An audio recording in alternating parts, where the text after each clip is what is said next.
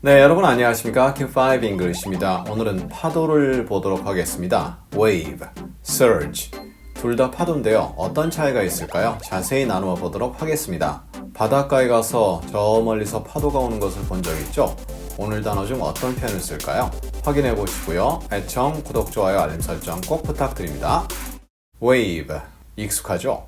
바람 혹은 땅에서 발생하는 여러 활동으로 인해서 주기적으로 리듬을 타면서 물이 올라갔다 내려갔다 하는 그러한 현상입니다. 일관성이 있는 패턴이 보여지고요. 크기는 다양합니다. 자연적인 현상이고요. 지속적으로 계속 이어지죠. 바다 혹은 물이 있는 곳에서는 다 웨이브가 있습니다. 그럼 surge, 꼭 파도만을 의미하진 않는데요. 갑작스럽고도 강력하게 앞으로 움직이는 거죠. 파도의 경우를 보자면 종종 극적입니다. 그리고 일시적으로 물의 높이가 크게 상승하는 거죠. 그 원인은 폭풍이라든가 지진, 아니면 다른 여러 교란 현상이 발생할 때 일어납니다. 좀 더 강렬하고요, 더 위험합니다. 그리고 어떻게 움직일지 예상이 불가능한 그런 거대한 파도, 이것을 surge라고 합니다. 이렇게 보니까 느낌이 좀 다르죠? 네, 그래서 오늘 내용에서는 기본적 의미 두세 가지 나누고요. 그것들이 활용되는 상징적 의미를 다루도록 하겠습니다. 예문을 통해서 좀 더 자세히 확인 부탁드리고요. They are trying to protect themselves from the waves. 그들은 파도로부터 그들을 보호하려고 노력하고 있다. 파도가 치는데 이럴 때 waves는 작은 파도일 수도 있겠지만 약간 좀 크기가 크다는 느낌이죠. 파도가 계속 치니까 자신들을 보호한다. 옷을 두껍게 입는다든가 아니면 물이 안 통하는 옷을 입는다든가 등등 여러 가지 조치를 취할 수 있다는 내용이 전달되죠. Protect, 사람, from, 사물 이렇게 전달되죠. We are seeing a second wave coming in. 우리는 두 번째 파도가 들어오는 것을 보고 있다 이거죠. 이럴 때 두 번째 파도라는 것은 첫 번째 파도가 오고 두 번째 파도가 저기서 온다 이렇게 진짜 물리적으로 두 번째 파도가 될 수도 있고요. 제2의 파장이 다가온다 이럴 수도 있는 거죠. 느낌은 앞뒤 문맥이 어떤 문맥이냐 이것에 따라 달라지겠죠.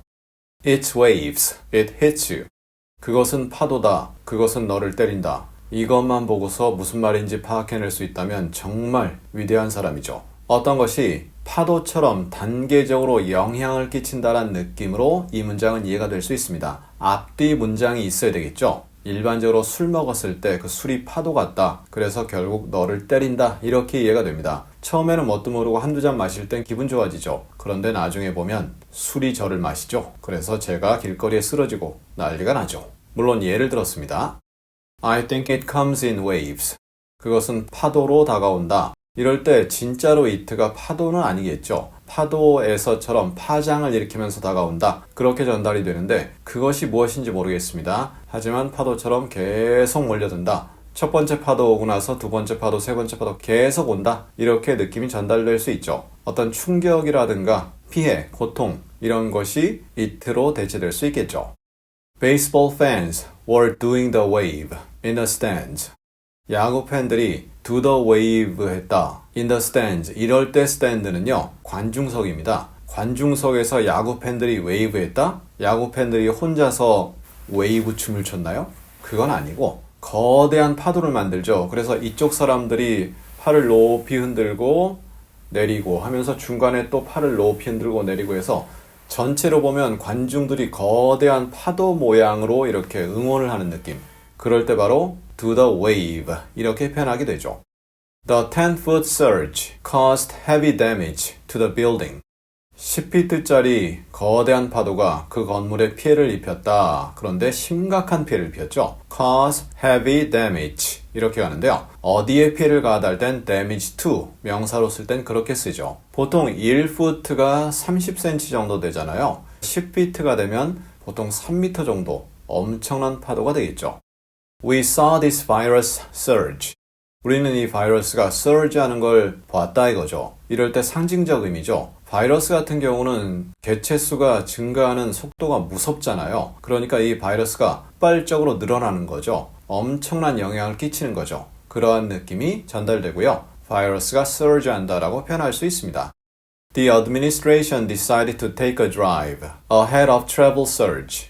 행정부는 보통 정부를 얘기하는데 take a drive 하기로 결정했다. 운전을 해보겠다 이거죠. 여기저기 차를 몰고 다녀보겠다. 여행 surge에 앞서서 ahead of라는 것은 무엇보다 앞서서 이런 느낌이죠. 그럼 여행 surge가 뭡니까? 여행이 급증하는 거죠. 최근에 우리나라에 민속의 명절 설이 있었습니다. 최장 9일까지 휴가가 가능했잖아요. 그러다 보니까 공항, 터미널, 기차역 등 이런 장소들에 사람이 너무너무 꽉꽉꽉 들어찬 거죠. 인산인해가 됐는데 전부 여행을 떠나는 거죠. 그럴 때 도로 여행을 떠난다 생각해보면 정부가 어떤 신차를 출시했습니다. 그런데 신차에 대한 안전성 이런 것 등을 검증하기 위해서 여행이 급증하기 전에 사람들이 많이 몰리기 전에 운전을 여기저기 해보았다. 그래서 그 결과를 알아본다. 이렇게 전달될 수 있고요. Take a drive 이렇게 변합니다. We may see a surge upon a surge in 2 or 3 weeks. 우리는 2, 3주 후에 뭐뭐를 볼 수도 있다 이거죠. A surge upon a surge. 이미 증가 엄청나게 일어났습니다. 그런데 그 위에 또 증가가 일어난다. 이미 사람들이 늘어났는데 예를 들어 또 늘어난다. 이미 판매가 엄청나게 늘어났는데 또 판매가 예상된다. 이런 식으로 이미 증가했는데 늘어났는데 커졌는데 그 위에 더 커지고 더 늘어나고 그렇게 의미를 전달할 때 a surge upon a surge 이렇게 표현할 수 있다. 확인해 보시면 좋습니다. 자, 이렇게 해서 오늘 wave, surge 기본 의미와 더불어서 그것들이 갖는 상징적 의미를 나누어 보았습니다. 물론 이것 외에도 여러 표현이 더 있겠지만 일단 여기서 마무리하고요. 반복은 필수다. 다시 한번 꼭 부탁드립니다. 그럼 우리 다음 시간에는 cloudy, nefarious. cloudy는 알겠는데 nefarious는 뭐죠? 다음 시간에 그 자세한 의미와 두 단어의 의미 차이도 나누어 보도록 하겠습니다. 감사합니다.